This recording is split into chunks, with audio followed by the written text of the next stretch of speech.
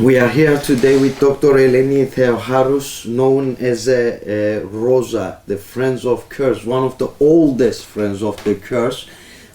So thanks for accepting that important interview, first of all. I would like to welcome you home, my dear Erem, especially the island you love the most. And I know that you come from Limassol, the place of my mother was grown up, and I went to school. So I'm very happy to have you here, and I will be delighted to talk to you about anything you want to ask me. Thank you, Efkalistovola. That's my main language as well.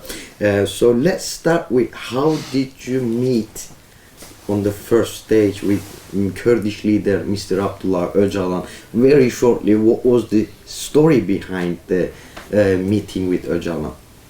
Well, every free spirit on earth is a friend of the Kurdish people, is participating in the struggle of the Kurdish people for their self-determination, for their freedom, for their rights, for their religious, linguistic, human rights.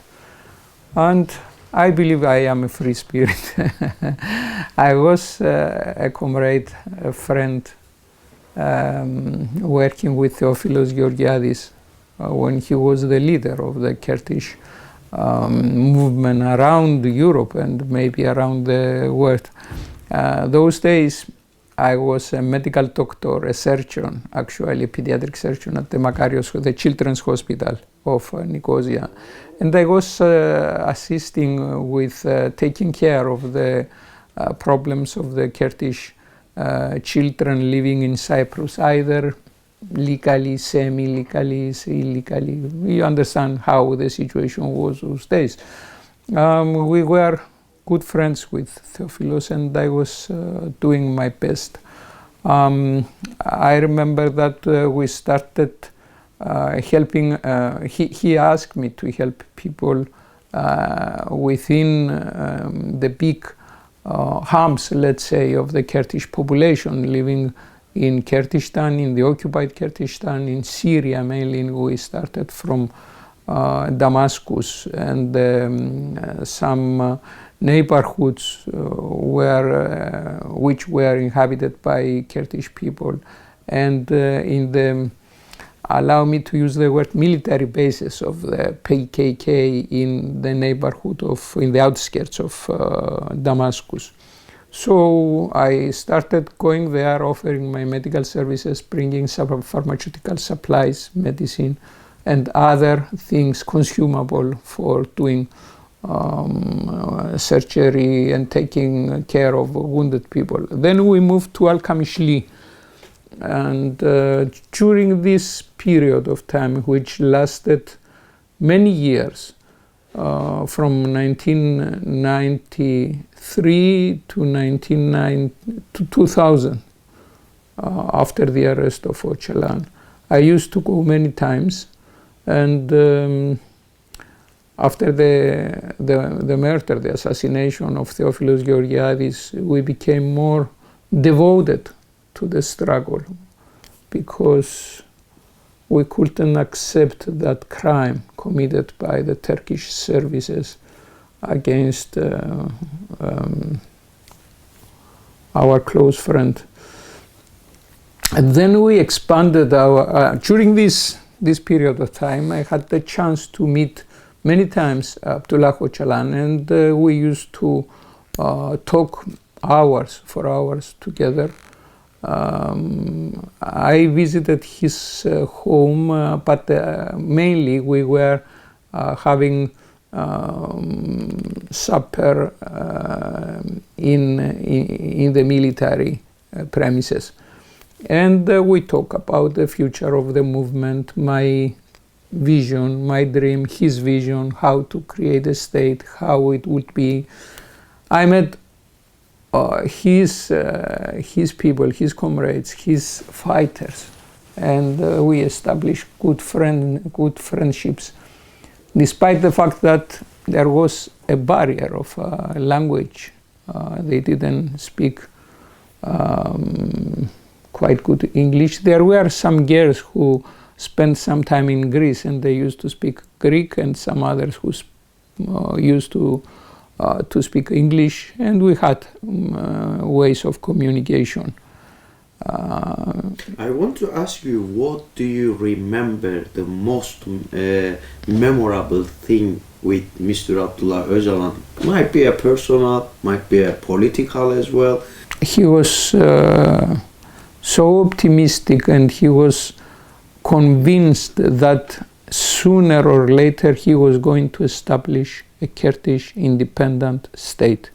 He was so devoted to the idea of establishing the state that he was inspiring us from his vision, from his belief to the vision that it's coming, it's very close to the reality, and that he repeated many times that the freedom of Cyprus passes through the mountains of Kurdistan, meaning that once we win in Kurdistan, then it is the time for Cyprus to win its independence and freedom from the Turkish occupation. This is what I remember, and I remember also that something which still hurts, the Turkish secret services were informed about my movements in the area.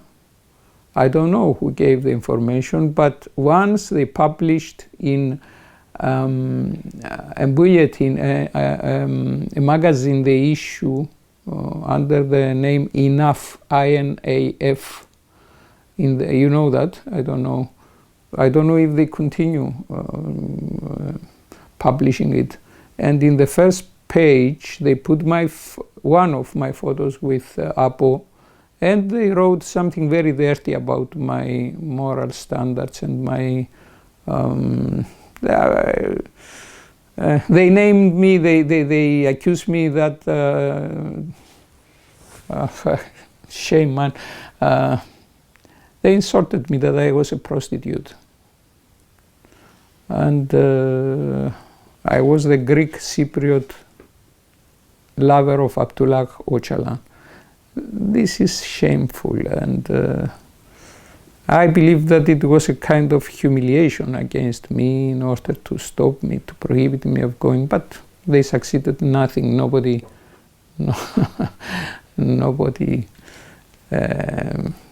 believes them. It's a cheap propaganda of the dirty, deep state. Very Turkish style propaganda, yes. We can call it. You remember that at the same time they did the same for 3 women members of the European Parliament. When they visited Istanbul, they wrote against them that they are horns and whatever. But in any case, that is what I remember every time.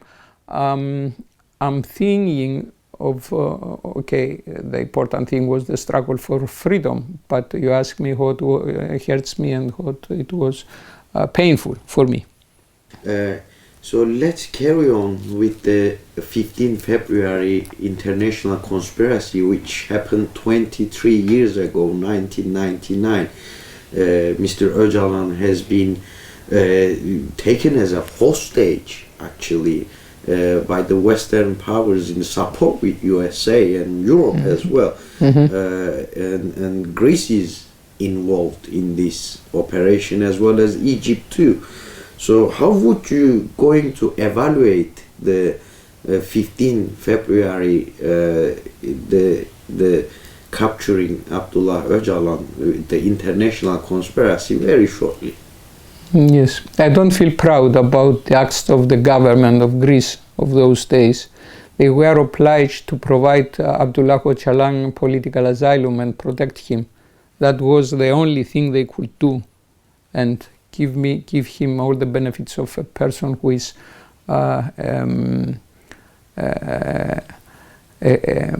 xenos, as we say in ancient Greek, there is a God protecting the foreigners, the people who are seeking for protection in Greece. They didn't. They did. Actually, they did the opposite. They deliver Ocalan. They didn't help him, and they delivered him directly to the Turkish services. I don't feel proud about these acts. I accuse many times the government of those days and all those whom I consider responsible. And I wish he didn't make some mistakes to move from Syria to, you remember, you don't remember, you are very young, but people who remember, they know that he was moving without any concrete program and itinerary to find solutions and find help from somewhere. I agree with you, it was a conspiracy for him to be arrested, and all these countries involved, which were involved, believed that they were going to stop the PKK from fighting for the freedom of the people of Kurdistan. By capturing Öcalan and giving him to Turkey, what did they aim? What was the target? Actually to stop the fight of PKK. People without with their leader in the hands of the enemy, people they would be disorganized immediately. This is what they were thinking about, and at a certain point they were very successful on this. The fight stopped or it was still for some years till they started fighting again, and there were some movements from certain centers of the Kurdish Liberation Army in order to find, in inverted commas, peaceful solutions or negotiations with Turkey. This is what I believe it was the biggest mistake of those days. I don't know if there were secret targets which I wasn't informed about, but in general I believe that the target was the PKK. Can we say, when they target to jail Mr. Abdullah Ocalan, do these Western powers also target it to silence the Kurds? They put the Öcalan behind the bars in prison. Do you think putting Mr. Öcalan behind the bars, they aim to put ideas, the ideology, the democratic confederalism, and also the Kurdish liberation movement ideology behind the bars as well? Can we say that very shortly? Despite the fact that I consider the Kurdish secret services as well informed about the situation of the world and very good users of propaganda, they know very well that you cannot put into jail ideas, the freedom of spirit, the soul of somebody, the soul of a nation. You cannot put them in jail. You can put the body of somebody in jail and behind the bars, but the spirit is free and continue fighting for ideas and principles. So they didn't succeed. It's obvious that they didn't succeed. Before I ask you your message to the Kurdish people, I want you to tell us anything else you would like to add on your memories with Mr. Ocalan. Those days and those discussions, I think I said everything. Once I asked him about some missing people, the missing people of Cyprus. We had some information that there were certain people for whom the PKK had some information. And I said, I want your support to find at least one of them. You understand the meaning of finding one of the missing people. And he said, okay, I will do my best, and I want to assure you that your missing people is my missing people as well. Also, can you add on your message to Mr. Ocalan and as well as Kurdish people as well? I want to tell him that he must be proud of his struggle and his people and the people he's leading. And I will ask again, from the point I started this interview, all the free spirits on earth to fight against the Turkish militarism and imperialism and the chauvinism, and in order to press Turkey to release him, to give him his freedom and allow him to return to his people.